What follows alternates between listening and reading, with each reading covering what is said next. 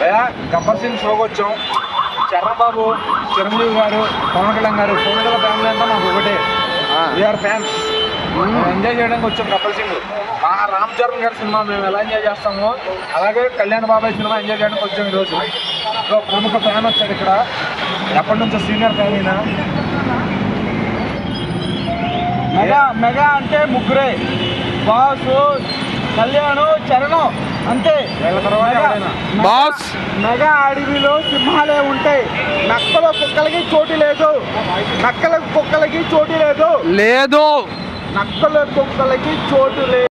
మీటర్లో కొలవలేవు, కేజీల్లో కొలవలేవు, లీటర్లో కొలవలేవు.